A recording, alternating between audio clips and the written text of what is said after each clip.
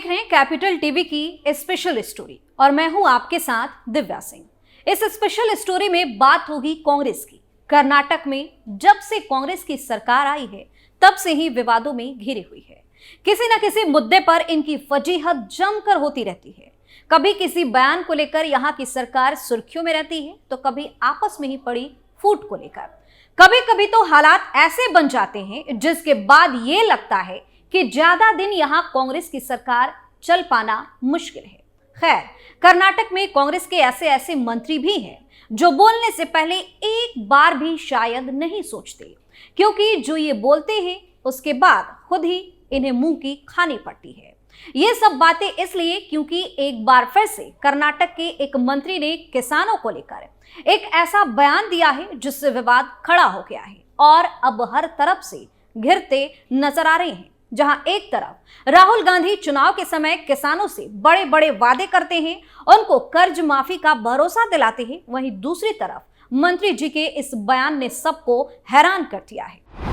कर्नाटक के मंत्री के बयान पर बवाल, देश के किसानों को बता दिया धोखेबाज।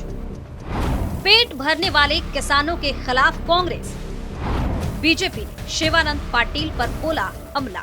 दरअसल कर्नाटक के एक मंत्री किसानों पर की गई अपनी असंवेदनशील टिप्पणी को लेकर विवादों में घिर गए हैं और अब हर तरफ इनके बयान की कड़ी निंदा हो रही है। बता दें कि मंत्री साहब के बयान से तो यही लग रहा है कि देश का पेट भरने वाले किसान धोखेबाज हैं, क्योंकि इनका कहना है कि किसान साल दर साल सूखे की कामना करते हैं ताकि उनके कर्ज माफ हो जाए। जी हाँ, एक सभा को संबोधित करते हुए राज्य के गन्ना विकास मंत्री शिवानंद पाटिल ने कहा कि कृष्णा यानी कि नदी का पानी मुफ्त है, बिजली भी मुफ्त है। कई मुख्यमंत्रियों ने मुफ्त बीज और खाद दिए हैं। किसानों के मन में केवल एक ही इच्छा है, साल दर साल सूखा पड़े ताकि उनका कर्ज माफ हो जाए। अब इस बयान को सुनकर शायद आप भी सोच में पड़ गए होंगे कि ये किस तरह का बेहुदा बयान मंत्री साहब ने किसानों को लेकर दिया है। सवाल तो ये भी है कि अगर इनके बयान का कोई विरोध करता है तो इसमें गलत क्या है, क्योंकि अब कांग्रेस सरकार पर निशाना साधते हुए कर्नाटक बीजेपी ने कहा कि मुख्यमंत्री सिद्धारमैया का मंत्रिमंडल मूर्खों से भरा है। बीजेपी ने एक्स पर एक पोस्ट में कहा था कि किसान विरोधी सरकार किसानों का मजाक उड़ा रही है और उन्हें अपमानित करने का काम कर रही है। अब मंत्री जी के बयान को थोड़ा विस्तार से आपको बताते हैं। बीते दिन बेलगावी में एक कार्यक्रम में पाटिल ने कहा कि कृष्णा नदी पानी मुफ्त है, धारा भी मुफ्त है।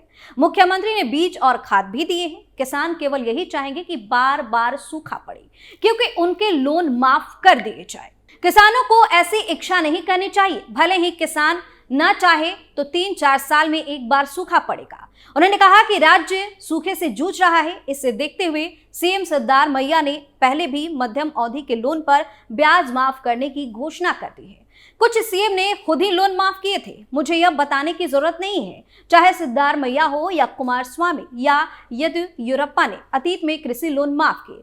जब किसान संकट में होंगे तो सरकार उनकी मदद के लिए आएगी ही आएगी, लेकिन किसी भी सरकार के लिए हमेशा ऐसा करना बेहद ही मुश्किल है। बता दें कि जैसे ही मंत्री का ये विवादित बयान सामने आया, बीजेपी ने इस मामले पर उनको घेरना शुरू कर दिया।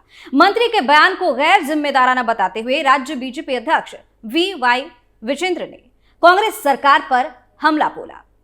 बीजेपी ने कहा कि शिवानंद पाटिल ने एक बार फिर किसानों का अपमान किया है। देश का पेट भरने वाले किसानों के खिलाफ कांग्रेस और उसकी सरकार का यह रवैया दुर्भाग्यपूर्ण है और बीजेपी इसकी कड़ी निंदा करती है।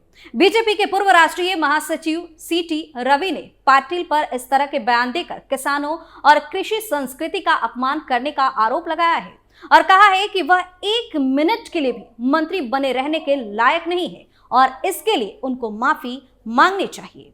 अब गौर करने वाली बात यह है कि पाटिल का ये कोई पहला बयान नहीं है जिसकी वजह से विवादों में है। इससे पहले भी अपने बयान को लेकर मंत्री जी चर्चा में रह चुके हैं।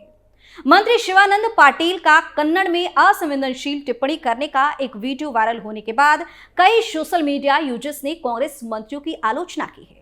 वहीं इस साल सितंबर में उन्होंने यह कहकर विवाद खड़ा कर दिया था कि राज्य सरकार द्वारा ऐसी मौतों के लिए मुआवजे में बढ़ोतरी के बाद राज्य में किसान आत्महत्याएं बढ़ गई हैं। बाद में उन्होंने कहा था कि उनका इरादा किसानों की भावनाओं को आहत करने का नहीं था और वह मीडिया को केवल किसानों की आत्महत्याओं की संख्या पर रिपोर्ट करने से पहले डेटा की प्रतीक्षा करने की सलाह दे रहे थे। वहीं शिवानंद पाटिल विधानसभा में बसवना बागेवाड़ी का प्रतिनिधित्व करते हैं। वह उस समय भी विवाद में फंस गए थे जब उनका एक कार्यक्रम में बैठे हुए और अन्य लोगों द्वारा हवा में नोट फेंकते हुए एक वीडियो इंटरनेट पर तेजी से वायरल हुआ था। वीडियो में कुछ नोट उनके पैरों पर गिर पड़े तो मंत्री को बेफिक्र होकर बैठे बातें करते देखा गया। बाद में पाटिल ने सफाई देते हुए कहा था कि उन्होंने पैसे नहीं फेंके और वो बस शादी समारोह में उपस्थित होने गए थे। खैर, अभी सिर्फ यही मुद्दा नहीं है जिससे कर्नाटक की सरकार चर्चा में आई हो। कई ऐसी बातें हैं जिसकी वजह से कांग्रेस सुर्खियों में बनी हुई है। अभी हिजाब बैन का मुद्दा भी खूब गरमाया हुआ है। कर्नाटक में हिजाब पर लगा रहेगा प्रतिबंध।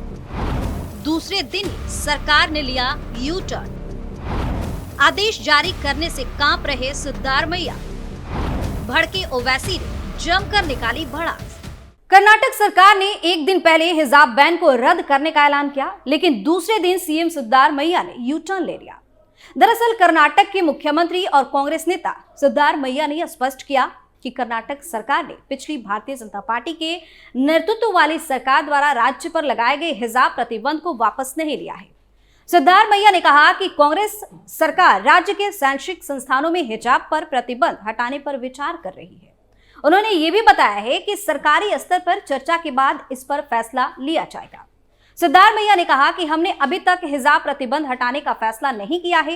किसी ने मुझसे इस मुद्दे पर सवाल पूछा था, मैंने जवाब दिया था कि सरकार इसे रद्द करने पर विचार कर रही है। यह स्पष्टीकरण सीएम सिद्धारमैया के उस बयान के एक दिन बाद आया है जिसमें उन्होंने कहा था कि शैक्षिक संस्थानों में धार्मिक सिर पर स्कार्फ पहनने पर कोई प्रतिबंध नहीं है। उन्होंने कहा कि पोशाक और भोजन का चुनाव व्यक्तिगत होता है। सीएम सिद्धारमैया ने कहा कि हम उस फैसले को वापस लेंगे। अब हिजाब पर कोई प्रतिबंध नहीं है। महिलाएं हिजाब पहनकर बाहर निकल सकती हैं। मैंने अधिकारियों से पिछली सरकार के आदेश वापस लेने को कहा है। कपड़े पहनना और खाना व्यक्तिगत पसंद है, मुझे क्यों आपत्ति होनी चाहिए? जो चाहो पहनो, जो चाहो खाओ, मुझे क्यों परवाह? हमें वोट पाने के लिए राजनीति नहीं करनी चाहिए, हम ऐसा नहीं करते। वहीं हिजाब पर घोषणा को लेकर कांग्रेस सरकार को विपक्षी भाजपा की तीखी आलोचना का सामना भी करना पड़ा। भगवा पार्टी ने कहा कि सरकार के इस कदम से शैक्षिक स्थानों की धर्मनिरपेक्ष प्रकृति के बारे में चिंताएं बढ़ गई है। कर्नाटक भाजपा प्रमुख वीवाई विजेंद्र ने सिद्धारमैया पर शैक्षिक माहौल को खराब करने का आरोप लगा दिया। लोकसभा चुनाव से पहले कांग्रेस पर तुष्टीकरण की राजनीति में शामिल होने का आरोप लगाते हुए विजेंद्र ने दावा किया कि आजादी के इतने वर्षों के बाद भी अल्पसंख्यकों के बीच साक्षरता और रोजगार दर अभी भी 50% है। कांग्रेस ने कभी भी अल्पसंख्यकों की स्थिति को ऊपर उठाने की कोशिश नहीं की। उन्होंने कहा कि कांग्रेस फूट डालो और राज करो की नीति में विश्वास करती है जिसे ब्रिटिश शासकों ने अपनाया था। यह ब्रिटिश विरासत को आगे बढ़ाने के समान है। वहीं इस मामले पर अब एआईएमआईएम प्रमुख असदुद्दीन ओवैसी ने कांग्रेस सरकार और सिद्धारमैया पर जमकर निशाना साधा है। इसके साथ ही उन्होंने हिजाब पर प्रतिबंध हटाने का आदेश देने की मांग की है। ओवैसी ने कहा कि कांग्रेस पिछले 7 महीने से सत्ता में है, उन्हें बस एक आदेश जारी करना है जिसमें लोगों को जो चाहे पहनने की इजाजत दी जाए। इसमें कहा जाए कि ऐसा कोई ड्रेस कोड नहीं होगा। कर्नाटक के मुख्यमंत्री सिद्धारमैया एक आदेश जारी करने से डर रहे हैं, कांप रहे हैं। हम कर्नाटक की कांग्रेस सरकार से हिजाब पर प्रतिबंध हटाने का आदेश देने की मांग करते हैं। बता दें कि पिछली भाजपा सरकार ने स्कूल के साथ साथ प्री यूनिवर्सिटी यानी कि कक्षा 11 और 12 कॉलेज के छात्राओं के हिजाब पहनने पर भी प्रतिबंध लगा दिया था। इस कदम पर छात्रों ने हाई कोर्ट में सवाल उठाया था और कोर्ट ने सरकार के फैसले को बरकरार रखा था। मामला फिलहाल सुप्रीम कोर्ट में है। इस मुद्दे ने राज्य भर में समाज विशेषकर छात्रों को सांप्रदायिक आधार पर विभाजित कर दिया था और अंतर्राष्ट्रीय स्तर पर भी यह खबर बनी थी। वहीं कांग्रेस ने घोषणा की थी कि वह सत्ता में आने पर हिजाब पर प्रतिबंध हटा देगी। सीएम सिद्धारमैया ने यह भी कहा कि अमीर और ताकतवर अभी भी बेखौफ होकर काम कर रहे हैं। सीएम ने कहा कि वे इस भ्रम में हैं कि पैसे से पुलिस बल खरीदा जा सकता है और इसकी अनुमति नहीं दी जानी चाहिए, कानून तोड़ने की अनुमति नहीं दी जानी चाहिए। तो इस तरह से एक के बाद एक कई मुद्दों की वजह से कर्नाटक की सरकार चर्चा में बनी हुई है और हर तरह इनकी जमकर फजीहत देखने को मिल रही है। स्पेशल स्टोरी में फिलहाल के लिए इतना ही। देखते रहिए कैपिटल टीवी। नमस्कार।